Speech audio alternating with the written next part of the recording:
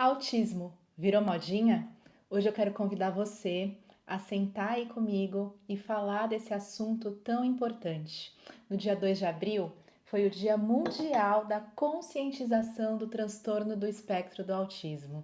E em respeito a essa data, eu acho muito importante a gente falar desse tema para poder espalhar informações coerentes, concretas, consistentes sobre esse transtorno que está sim crescendo cada vez mais nos nossos meios. Então vamos falar sobre isso?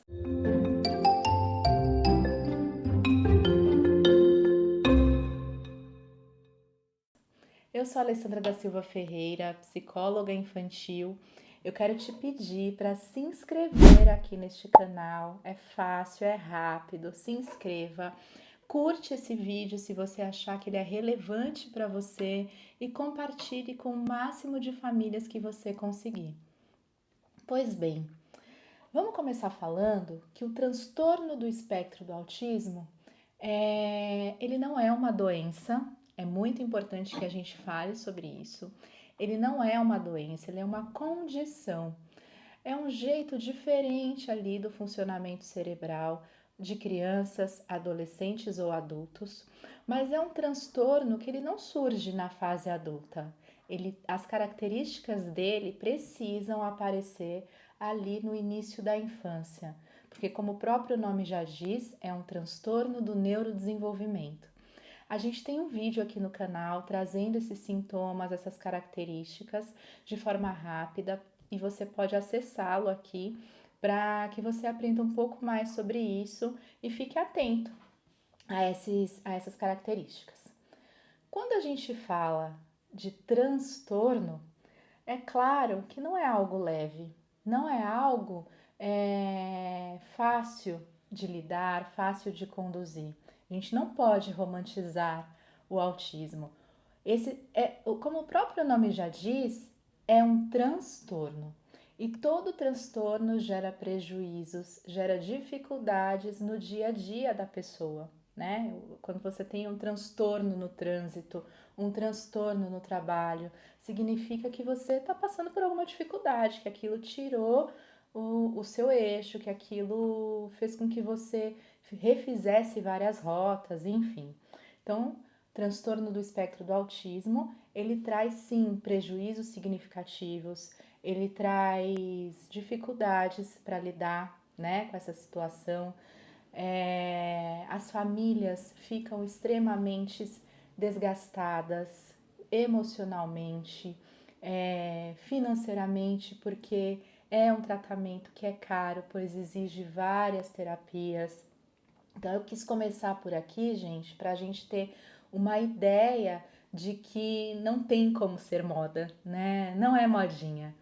Mas afinal de contas, por que é que existem tantos diagnósticos acontecendo? E aí a gente pode falar de diversos fatores, né? Um deles é que atualmente a gente está imerso numa quantidade enorme de conhecimento. A gente tem fácil acesso e isso é um ponto positivo. A gente tem acesso a esse conhecimento nas redes sociais, no Google, agora aí no ChatGPT, enfim, a gente tem vários caminhos para entender um pouco mais. E aí, quando a gente entende um pouco mais, a gente fica mais alerta, a gente presta mais atenção. As escolas estão prestando mais atenção em seus alunos, então, quando surgem sinais, eles já pedem para os pais buscarem uma avaliação, buscarem um profissional para ver ali o que está acontecendo, né? Tem a questão de perceber os atrasos e não só mais falar que aquela criança está dentro do seu tempo, que aquela criança tem o seu ritmo. A gente já falou sobre isso aqui num vídeo. Depois eu acho que é legal vocês irem lá, chama Cada Criança Tem Seu Tempo, será? É um vídeo que eu falo um pouco sobre isso. Então, diante de todo esse conhecimento, as pessoas estão buscando mais avaliações, olhando mais para isso. Consequentemente, a tendência do diagnóstico é subir.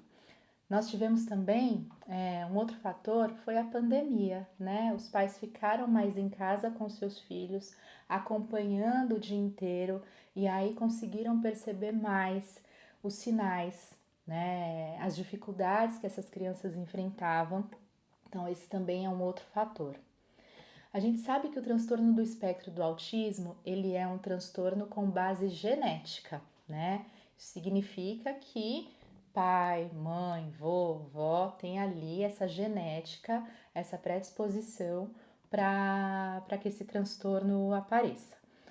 Mas pode ser que aquela criança carregue esse gene dentro dele, mas não se manifeste. E aí a gente está vivendo, né, em ambientes em que a interação já quase não acontece, principalmente das crianças pequenas que ficam ali no seu celular, que ficam imerso em tudo isso, em si, né, nos eletrônicos, e os sintomas do transtorno acabam intensificando, porque essa criança não tem habilidades sociais, ela não desenvolve. Então, se é uma criança que já tem essa predisposição genética, os sintomas podem aparecer. E veja bem, eu não estou dizendo que celular, tecnologia causa autismo, não é isso. Aquela pessoa, aquela criança já tem ali a genética propícia para isso, tá?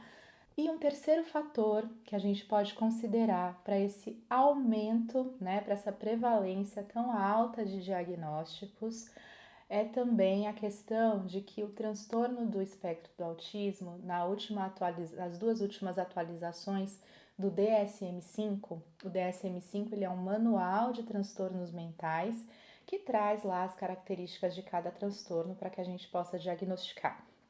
Então, nas últimas atualizações, é, podemos dizer que o guarda-chuva aumentou e mais transtornos coube ali dentro desse guarda-chuva do autismo. Então, o que era síndrome de Asperger é diagnosticado como autismo, outras questões aí, por isso que nós temos nível 1, 2 e 3, que são os níveis aí de gravidade, né, do autismo. Então, algumas síndromes entraram, algumas características entraram para que contemplasse esse diagnóstico. É claro que a gente provavelmente tenha vários diagnósticos que são feitos de forma errada, porque a gente entra de novo nessa situação de muitas crianças estarem imersas nas tecnologias, no celular, videogame e desaprendem habilidades sociais e ficam mais agitadas e aí se confunde. Por isso, a necessidade de procurar um profissional especializado em autismo.